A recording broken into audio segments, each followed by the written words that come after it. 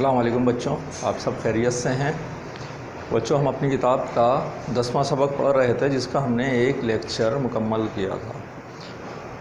ہمارے پاس دوسرے لیکچر میں کرنے کے لیے کچھ کام باقی رہ گئے تھے اور نظم کے اوپر بھی ہم نے کچھ کام کرنا ہے۔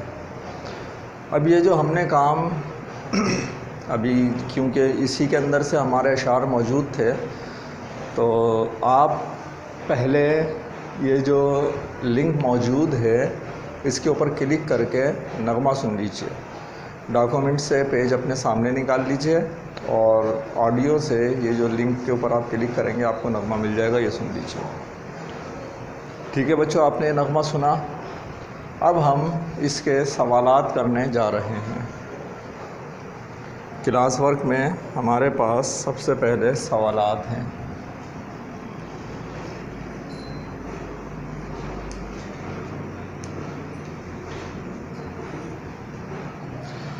سوالات میں جو آپ کے لیے آج کا پہلا سوال ہے وہ ہے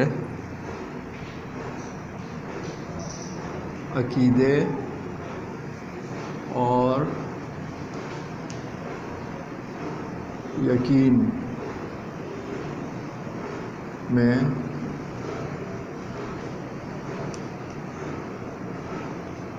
کیا فرق ہے؟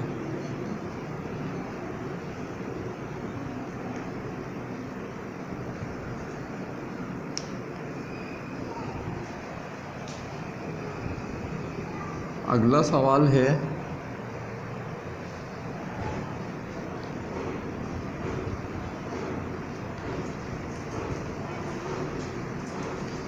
نظریے اور زمین میں کیا فرق ہے؟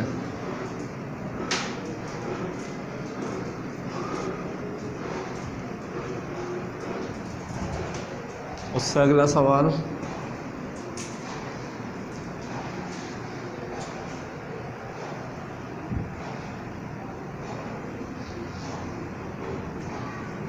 شاعر نے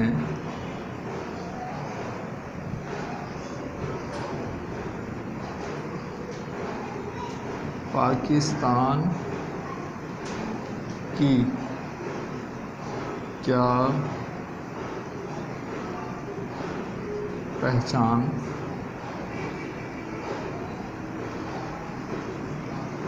بتائی ہے؟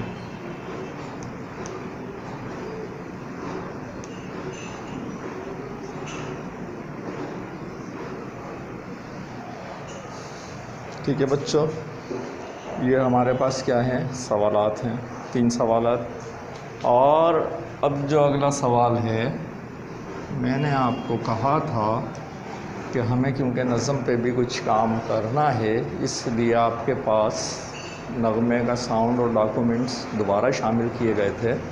وہ کام کیا ہے؟ اس نغمے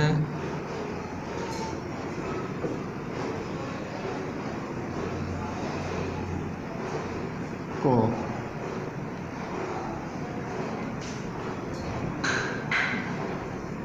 نثری صورت میں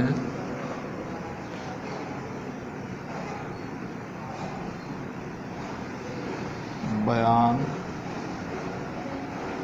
کریں۔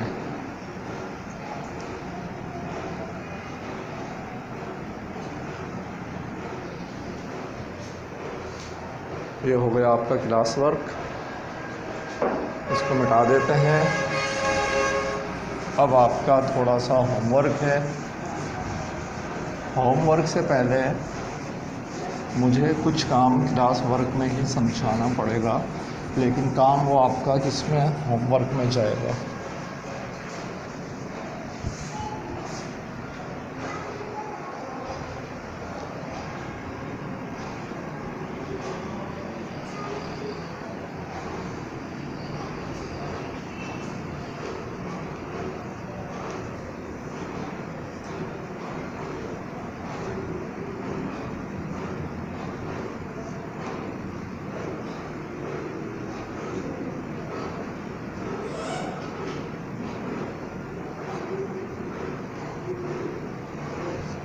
حروف استفہام.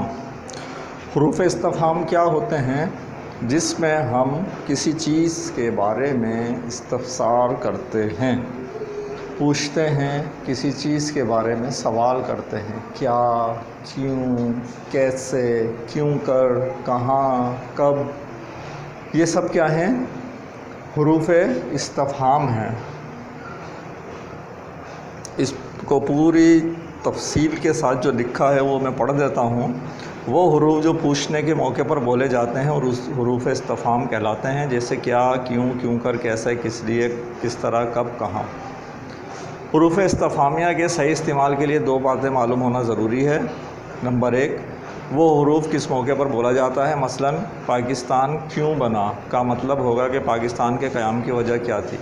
پاکستان کیوں کر بنا، اگر جملہ اس طریقے سے بولے جائے، کیوں کی جگہ کیوں کر لگا دیں، تو مطلب ہوگا کہ یہ کس طرح وجود میں آیا. اپنے جملے کے لحاظ سے مناسب اس حروف استفہام کا انتخاب کرنا چاہیے. یہ انہوں نے ایک مثال دی تھی ہمیں.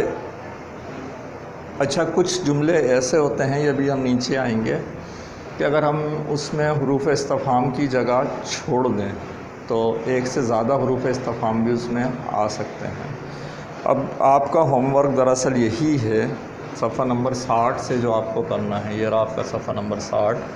اس کے اوپر یہ جو نیچے دیے گئے ہیں 6 حروف استفہام، اس میں آپ کو 6 جملے ہیں، ان میں آپ کو حروف استفہام لگانا ہے. اچھا دیکھیں، یہاں پر آپ کے پاس یہ تو آ گیا نمبر جملے کا، ٹھیک ہے. یہاں پر آ گیا آپ کا جملہ، اور اس کے بعد یہاں پر متبادل. متبادل کا مقصد، یہ جو جملے آپ کو یہاں پر دیے گئے ہیں نا، اس کے اندر کسی میں ایک آئے گا، کسی میں 2 حروف استفہام بھی آ جائیں گے. تو جہاں پر 2 حروف استفہام آ سکتے ہیں وہاں آپ 2 لگائیں گے، نہیں تو یہاں پر کراس کا نشان لگا دیں گے. میں پہلا جملہ لکھ دے رہا ہوں اور اس سے مثال بھی سمجھا دوں گا، حل کر کے بھی بتا دوں گا. سبق نمبر 2، مسدس حالی.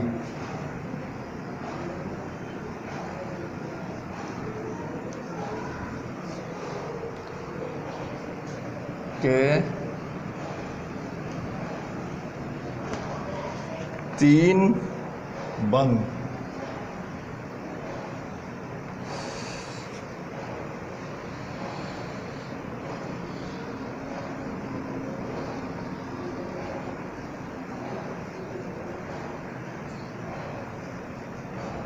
جو شامل ہیں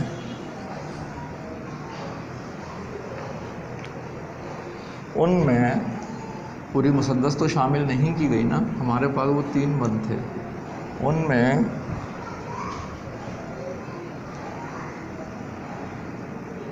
آن حضور صلی اللہ علیہ وآلہ وسلم کی ڈیش صفات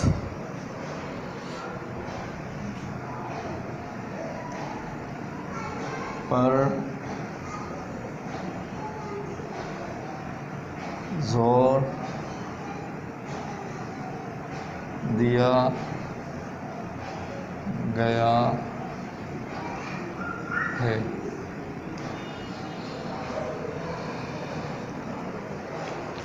ٹھیک ہے. تو یہاں پر اگر آپ دیکھیں، حروف استفہام لگانے کے لیے اگر ہم لگائیں گے،